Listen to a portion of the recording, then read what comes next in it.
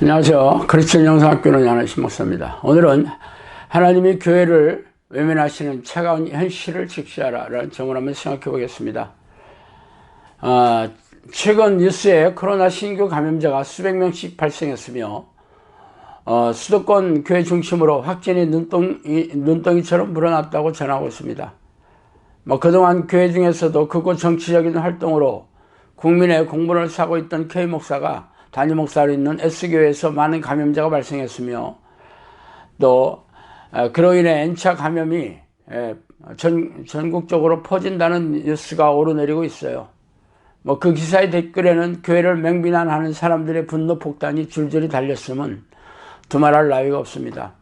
이렇게 서울과 경기도에서 교회를 중심으로 확진자가 늘어나면서 급기야는 종교 시설에 대한 집합 금지 명령이 내려졌고 이제는 비대면으로 예배를 드리라고 하죠. 그러니까 말하자면 현장 예배를 이제 드릴 수 없게 행정 명령이 내려졌어요. 수많은 국민들이 교회와 목사와 교인들을 이기적인 집단으로 도저히 용서할 수 없다고 퍼붓고 있죠. 그들은 교회가 징글징글하다면서 교인들은 정신질환자이며 예수가 사람을 죽인다는 폭언도 불사하고 있습니다. 왜 이런 딱한 일이 발생하는지 아세요? 그 이유는 하나님의 어린의 교회를 철저하게 외면하시고 계시기 때문입니다. 너희는 세상의 소금이니 소금이 만일 그 맛을 잃으면 무엇으로 짜게 하리요? 후에는 아무 쓸데없어 다만 밖에 버려져 사람에게 밟힐 뿐이니라. 마태복음 5장 13절이죠.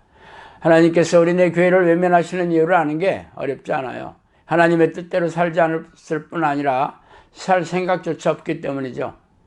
말하자면 하나님의 자녀가 아니라 기독교를 정교로 믿는 종교인에 불과하기 때문에 하나님께서 어린의 교회를 떠나셨으며 교인들을 외면하시는 이유이죠. 그동안 어린의 교회는 교회 건물 중심으로 신앙생활을 해왔어요. 교회를 예배당이라고 부르는 이유는 교회에서 가장 중요하게 하는 종교 행사가 바로 예배의식을 드리는 것이기 때문이었죠. 그래서 주일 성수를 하면 천국을 기정사실로 하고 예배 성공이라는 기상천외한 말까지 지어내서 교회에서 시행하는 예배의식에 참여를 독려했습니다. 그렇다면 왜 이렇게 교회에서 드려지는 예배를 지극정성으로 포장하고 칭송했는지 아세요? 예배의 중심이 바로 설교이고 그 설교를 하는 설교자가 바로 담임 목사이기 때문이죠. 목사들이 사역하는 가장 큰 목적은 대형교회 담임 목사가 되는 목회 성공이에요.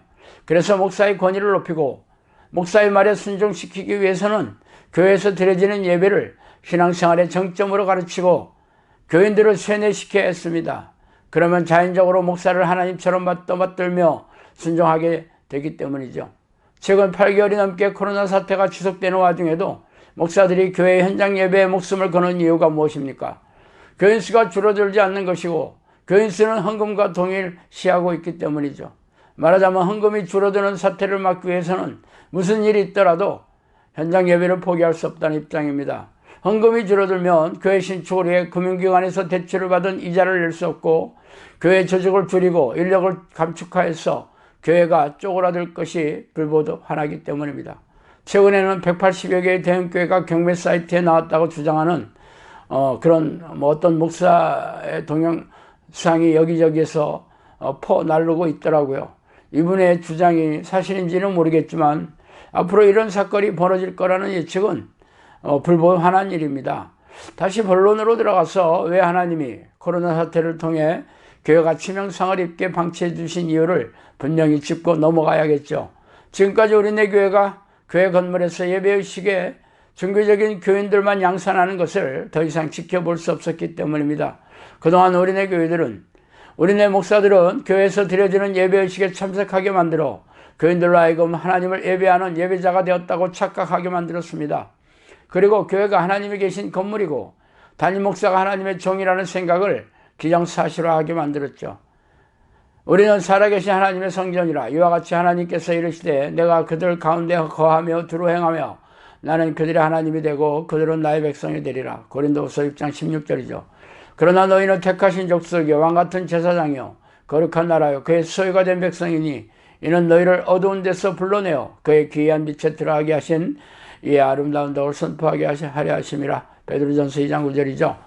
예수님께서 십자가에 돌아가시면서 성소의 휘장이 둘로 찢어져 이제는 우리가 직접 하나님을 만날 수 있으며 또한 성도 한 명 한 명이 성전이 되었는데 교회 현장 예배에 목숨을 걸며 마치 주일에 예배당에 가서 예배의식을 참석해야 구원과 축복을 얻는다고 여기는 그런 교인들을 바라보는 하나님의 심정이 참담하게 그지없었을 것입니다.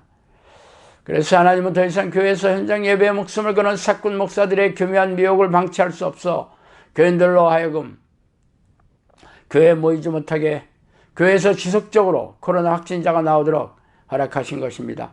그러므로 이제는 교회 건물이 아니라 가정의 골방에 들어가서 하나님을 찾고 찾는 사람만이 암울하고 두려운 세상에서 안심하고 평안하게 살아갈 수 있을 것입니다.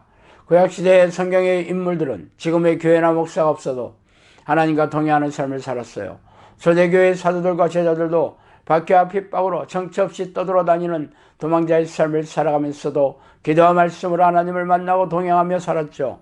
그러나 수많은 교회 건물이 세워지고 럭셔리하고 웅장한 예배당에서 콘서트 같은 화려한 예배의식을 기획하고 연출하며 분위기를 띄우고 감정과 느낌을 조종하는 이들이 과연 누구입니까? 바로 양의 탈을 쓰는 이리들이고 돈과 명예의 누님은 사꾼 목사들입니다. 이들을 조종하는 세력이 바로 미혹경이 아니고 누구이겠습니까? 그래서 하나님은 더 이상 미혹되어 지옥불로 걸어 들어가는 백성들을 마냥 지켜볼 수 없어서 코로나 사태를 계획하시고 시행하신 이유입니다. 그러므로 이제 당신과 가족들이 사는 길은 골방에 들어가 하나님을 간절히 찾고 불러야 합니다. 지금까지 교회에 왔어도 하나님을 만나지 않은 가증스럽고 폐악한 죄악을 회개하고 돌이키십시오. 그러면 무너진 교회의 잔해의 그릇터기에서 싹이 돋아나듯 새 믿음과 새 희망이 솟아날 것입니다. 그러나 여전히 불안해하고 두려워하면서도 하나님을 만날 생각이 없다면 심판대에서 끔찍한 운명을 받아들이게 될 것이 틀림없어요. 두렵고 떨리는 일입니다. 자, 오늘은 여기까지 하겠습니다. 감사합니다.